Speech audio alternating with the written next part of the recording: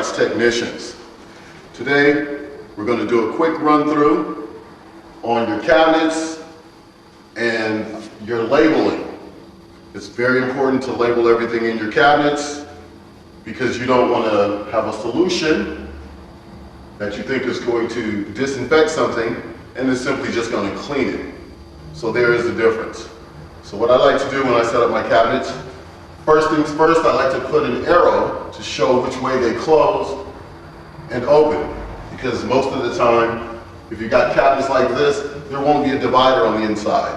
So I'm going to make sure, even though I've got everything labeled, I want everything in its proper position. Now, got an arrow going this way to show that it's closed that way. So inside of this cabinet, I've got bleach, ammonia, and spick and span. There they are, the bleach, ammonia, spick and span. Spick and span is what I use for general cleaning to get the dirt off.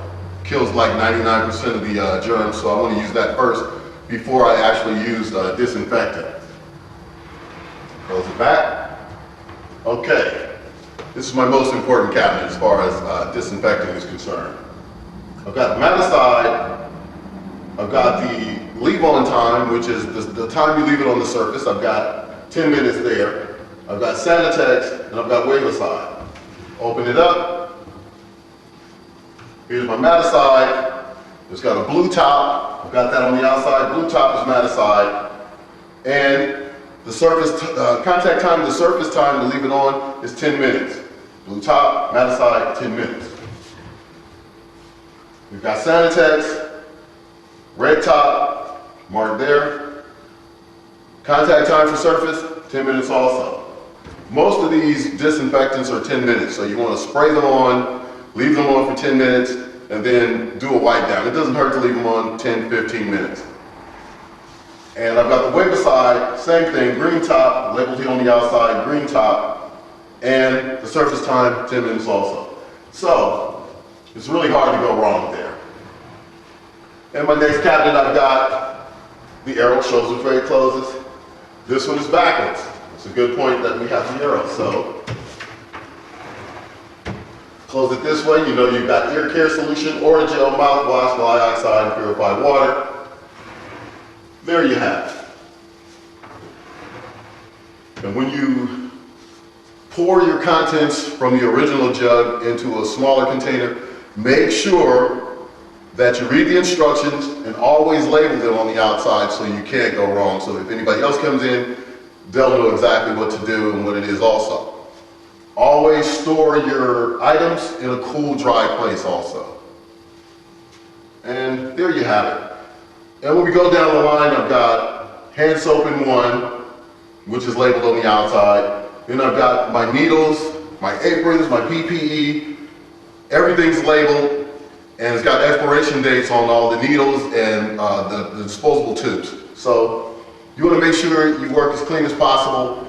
Always leave yourself a guideline and the next person a guideline to follow with these labels. Very important, because you don't want to spray like some spick and span on a blood stain and then think that it's disinfectant. It's not going to work. You need to actually know what each item does as far as decontaminating and disinfecting your surfaces are. Okay, on to the next segment.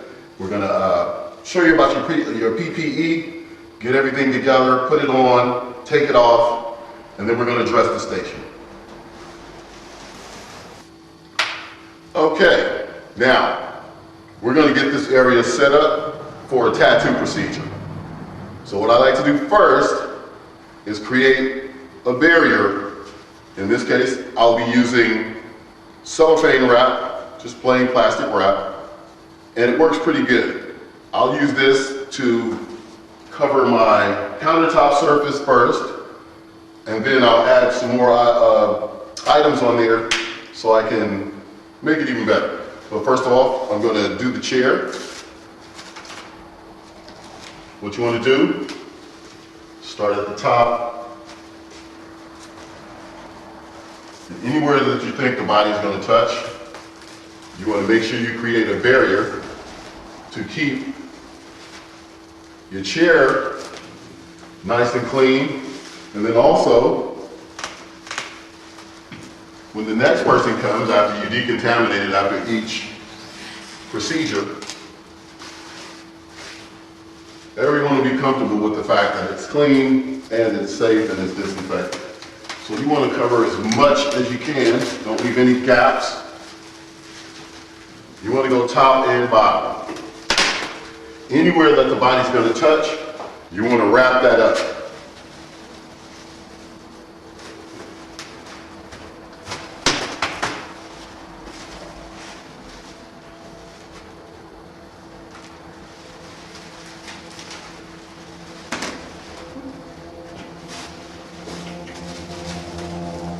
Nice and even.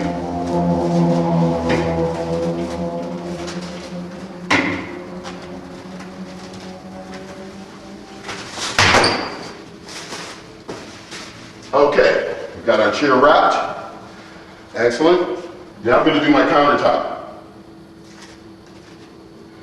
Make sure when you set up the area that you're going to do your tattoo in, there's no holes in the countertop or no slits where a needle or ink can spread in there.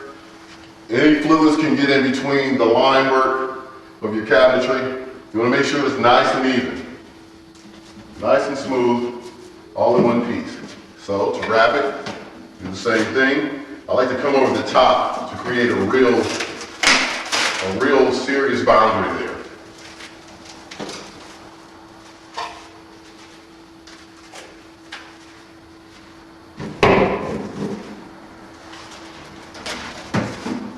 And we do this to contain any splatters or splashes, anything could happen.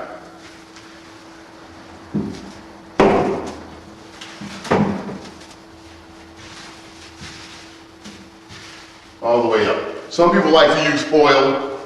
I like to use the plastic because I can actually get a better view of what's under there. Because I've had a situation where someone before me did leave a needle and I was using the foil and I went to put my hand down on it and the needle poked through the foil. I couldn't see what was under there. So I like to use the plastic to make sure I see what's under there. Okay, we've got our plastic down. What I also like to do is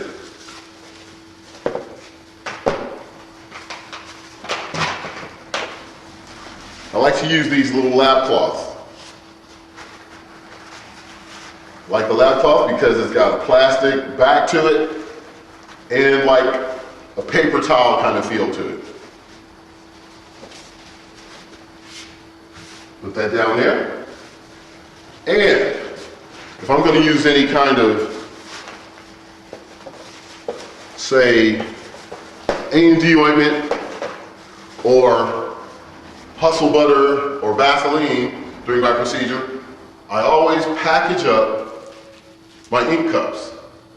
For this procedure, it's going to be like a large piece, so I have 6 ink cups already prepackaged.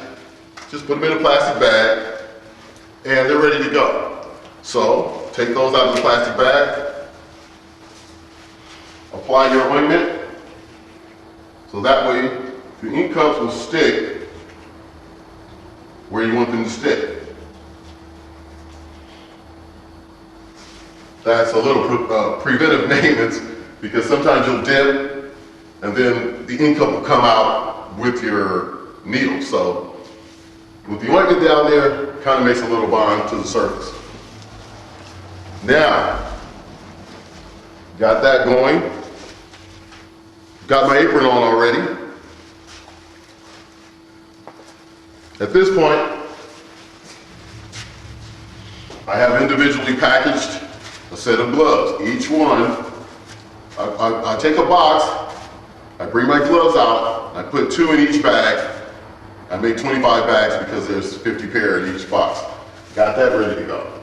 Set it up there. I also do that with, voila, my paper towels. I mean, everybody knows you've got a pull rack, but those paper towels are always a little flimsy, so you don't want to really count on those. I like to use a heavier shop type towel. So instead of rolling them off on a roll and keeping the roll exposed to anything that might happen, I'll do, for a large tattoo, maybe 10 of them, package them up inside a plastic bag. Small tattoo, 4 of them. I've got them packaged up, so all I gotta do is grab them. Small one, 4. Large one, it's got 6 in there. So, set that there also. Now, for this situation, I'm going to be using my pen. It's a brand new pen, but if it weren't brand new, I'd take it apart. You can always take them apart. And it's a beautiful thing. You can clean it out on the inside, clean everything out, run it through some sterilization fluid or some disinfectant. Works great. Always keep this thing really clean, but best thing about them is that I'm going to put a barrier bag over this. And it's good because the clip cord sleeves work pretty good on this, or you can use just a plain plastic bag. Either way it goes, it works great. If you have trouble holding it on there, just put a rubber band around there. It's a beautiful thing. So we got that there. It's a brand new machine. Now I'm going to put on my gloves because I'm going to set everything up. Got my gloves already, by the way. Go with the gloves.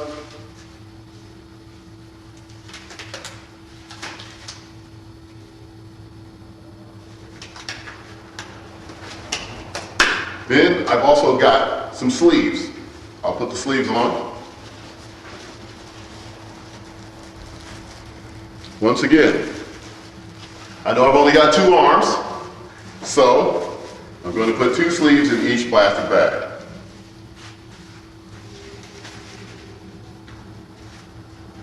The sleeves are really a good thing because I've learned over the years that when you're doing a procedure, if it gets longer or they want to add some more, or it gets bigger than what you expect, sometimes sometimes your skin will actually touch their skin, and I hate that. And I know they hate it too, so let's just be as safe as possible. Your PPE looks kind of wild and crazy, and it is getting hot in here, but it's an absolute necessity. Most cases, I'll put on the mask also, and my goggles.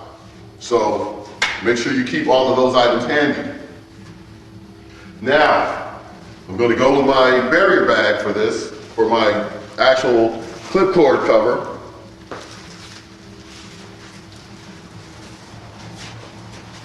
Well, actually, we'll just do the machine for now. And it's a beautiful thing. You just slide it in there, and that's ready. So all I have to do is just pop the cartridge on there. And these safety cartridges are beautiful. But don't forget, when you break everything down, by this being so convenient, sometimes I forget when I'm bundling everything up after my procedure that this is actually a sharps. So I want to put that in the sharps container. Even though it's a safety cartridge, it's not going to do anything to anybody. It's still a sharps, and anything can happen. So you want to be safe with that. With these, you just pop it on, punch a little hole in there, pop it on, there it goes. It's ready to go. And I see a lot of people on the internet now that are top-notch artists, but they still refuse to simply put the barrier back on it. You want to do that, and then the clip cord will fit right inside of there. It's a beautiful thing. You can't lose with this. If you're using a standard coil machine, same thing applies.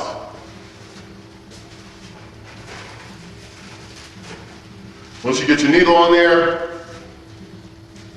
and your tube, simply slide the plastic bag over there. You might want to take a rubber band to clamp it on there. Once you put your clip cord on there, while it's covered, you've got a nice, safe, clean attachment. Now, another thing with these, while we're at it, you've got the metal barrel and a disposable tip. A lot of people forget that you can take these off and put the plastic ones on there. Fantastic. But don't forget that there's still contaminants going on that needle up and down inside the metal tube. So you have to take that off. When you get rid of the plastic tube, take the metal tube off, decontaminate that, and sterilize it. The bad part about those is you have to maintain a dry heat sterilizer or an autoclave, which has to be spore tested. The easiest way, I say, to get through the day is just use everything disposable. Now, even with your power supply, you want to cover that up also. Same thing, I'm just using standard plastic bags for this. Slide that in there.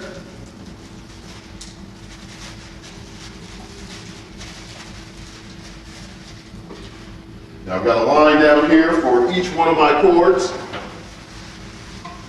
I've got a line for my flip switch.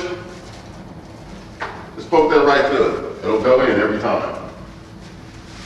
And I've got a line for my clip cord. So what I'll do there is get that in there. Like I said, it's really easy. These are really convenient. I love them.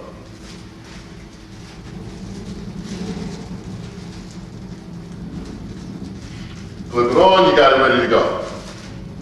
Beautiful. Then,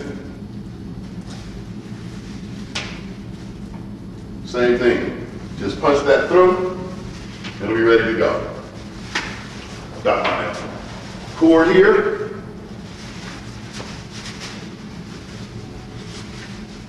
Super extender root. The back side is open. Stick it in there. You're good to go. Now, as I said, I've got my ink cups ready to go. Got my paper towels. All I need now is my spray. Got it labeled here, spray.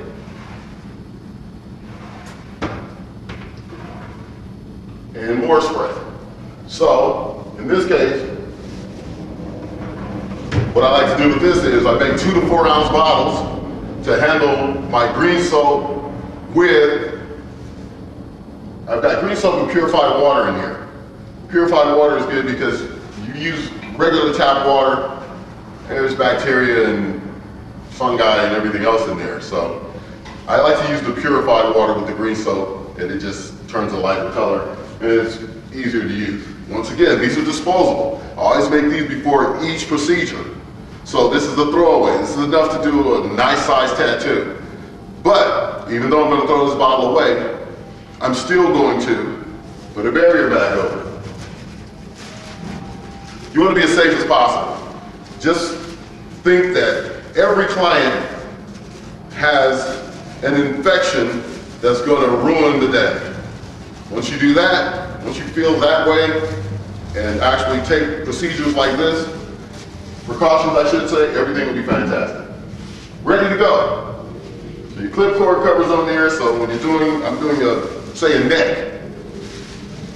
Nothing's gonna touch my client, nothing's gonna touch me.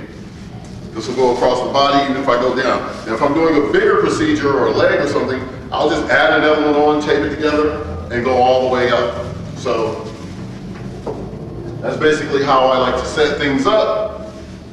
Everything's pretty nice and clean.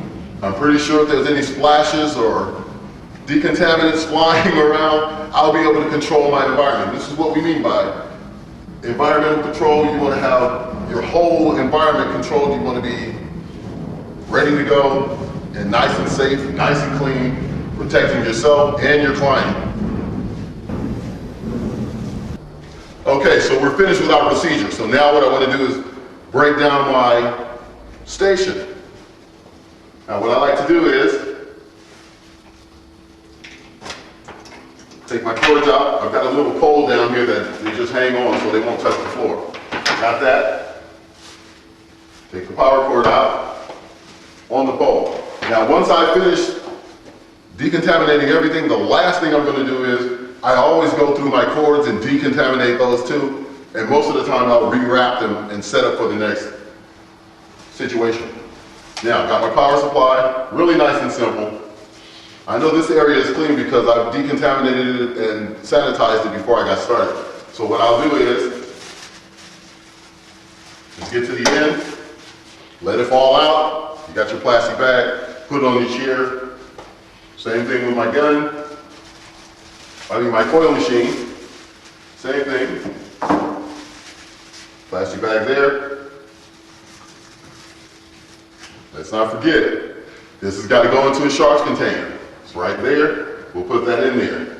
But for now, I'm going to take off this. Same way. Just push it through.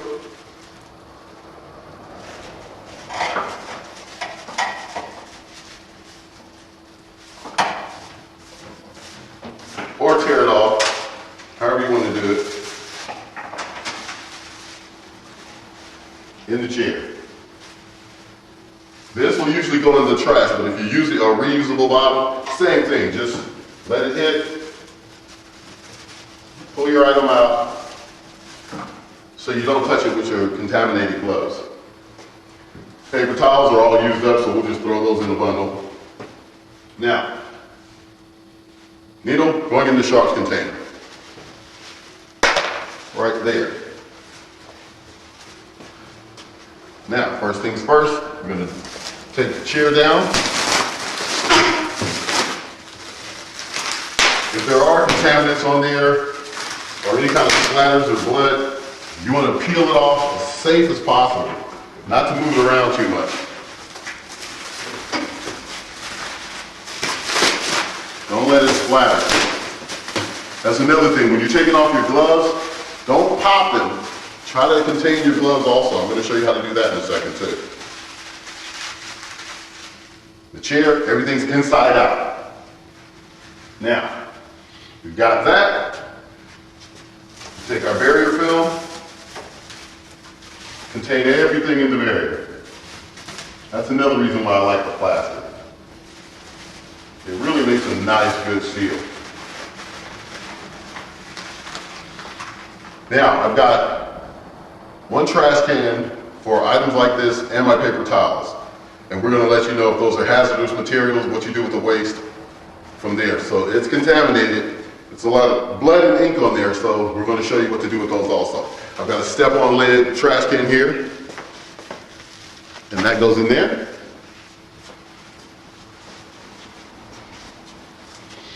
Okay, so we've got that pretty much broke down. Now we're going to take off our PPE, because what I like to do is I like to step away and then reapply more personal protective equipment so I can decontaminate my area. I don't know why, it's just me, I just like to do it that way. So the first thing I'm going to do, and there's some controversy about this, whether to take off the dirtiest item first or your gloves. I mean, in this case, say my apron got dirtier. So this is plastic, so I'll just peel it and fold it inside out. Everything inside out. Wrap it up. Then I'll take off my sleeves from the outside. Tuck my hand under, pull it out. At the same time, I'll grab that glove, pull it out and make one nice ball. Same thing here. Grab from the inside, pull it out. Glove from the inside. Try not to snap them.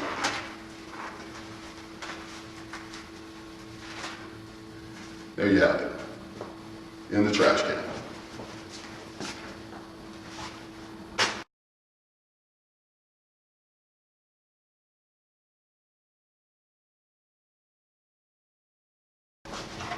What I usually do is take a piece of paper towel, get some soap there, set the paper towel down. Matter of fact, turn on the hot and cold water with the paper towel. Okay. I'm going to get it going there, get between your fingers.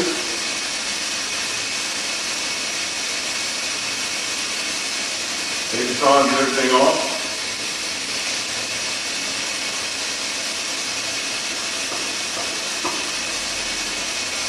Get your wrist, up your arm a bit.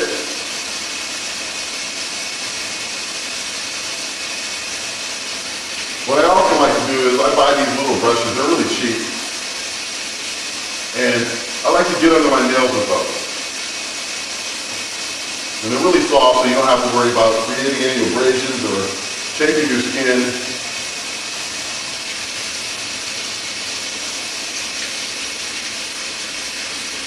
Take your time. Your hands nice and clean. Always with my paper towel. Between the fingers. Back, side, and front.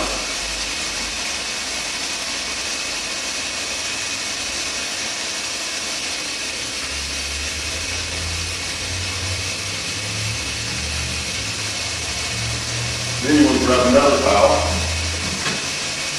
Turn the water off.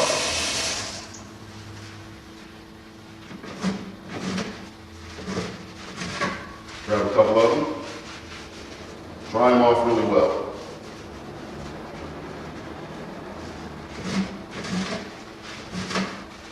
I don't know if it's me or just everybody, but before and after each procedure, I wash my hands. It's always a plus. I always wash my hands before I put on gloves. Take your paper towels, trash can. Now, I'm ready to apply some more gloves so that I can decontaminate and disinfect my surfaces.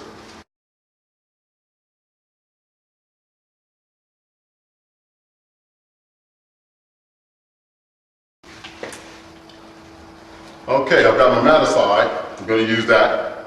I got to leave it on the surface. Contact time is 10 minutes.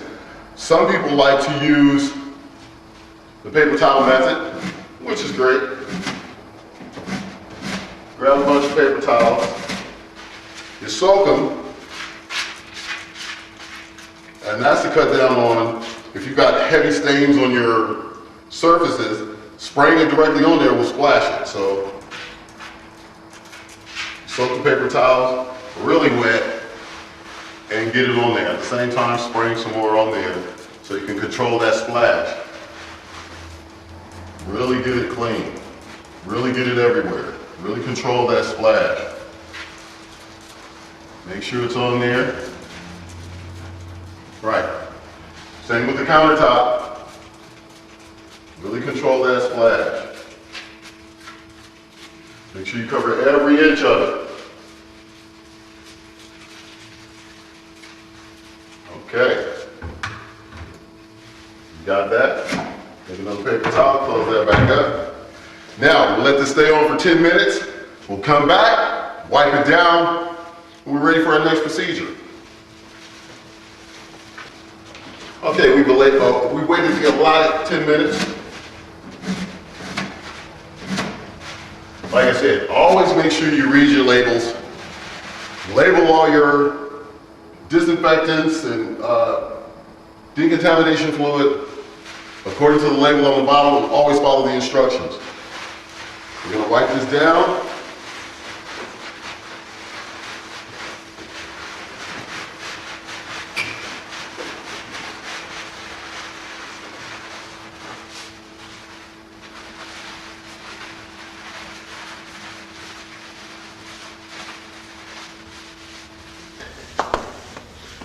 Yeah, we've got horror stories too. So, one of which I heard, a guy tells me, he was like, yeah, I was working at a shop, and there were 3 artists there, and all of us used all of the same equipment. The same forceps, the same spray bottles, the same tattoo machine, everything, same chair, everything. We just rotated, took turns. So, one guy did a piercing, and they didn't really care. It was a big hole in the chair. That's why you always have to make sure your furniture doesn't have any holes. It's a big hole in the chair. The guy pierces the girl's lip. The needle slides through her legs and gets stuck in the hole in the chair. After the procedure's done, they walk off happily ever after. The next guy is coming to draw out a pattern in the same chair, sits down. What happens? The needle that's in that crack happens to stick him in the back of the leg. And he told me, he said, I was so unaware of the potential danger, I didn't even care. I just pulled it out of the back of my leg and went on with my day like nothing was wrong. True story. True. Another thing you have to watch out for, and this is a mistake that I've seen this made a couple of times. You've got your ink cup, you've got your ink in there. I've seen rookies do a procedure, put too much ink in the cup in the beginning. You're doing a name, you fill up a big gigantic cup of ink. You take that ink that you've been dipping and applying to a client, you take that ink and pour it back into the bottle. That's a no-go. Never do that because you've contaminated the whole bottle. That's the epitome of cross-contamination. Now everybody that you do a tattoo on with that bottle is going to have to deal with that contaminant that you've just put back in there from the first client.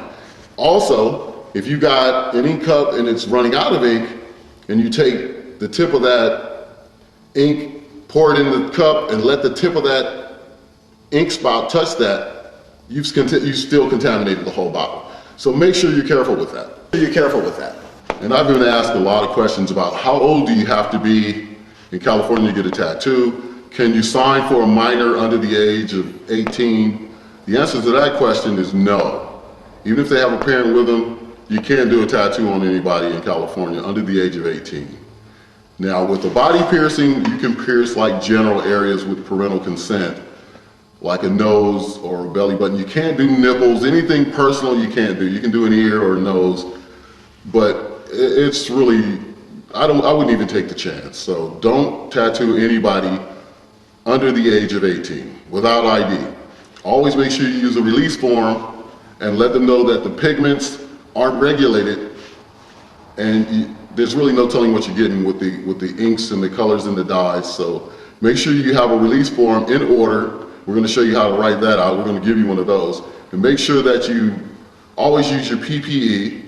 Always be as careful as possible when you're doing a procedure and just follow the rules. I know some of you work in high volume shops and it's like, oh, I'm going to lose money. You know, I'll bypass putting on my PPE, or, you know, I'll just bypass putting a barrier bag.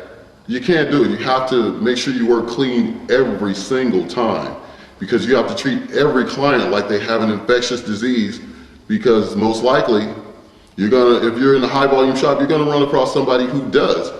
So always charge accordingly so you can prepare accordingly. Make sure you work safe. Yeah, as a tattoo artist in California, you need to follow the guidelines set in motion by the California Safe Body Arts Act. It's really easy to work safe. Just take your time, stay safe with it, follow the rules, and keep creating your masterpieces, but do it safely. Bye for now.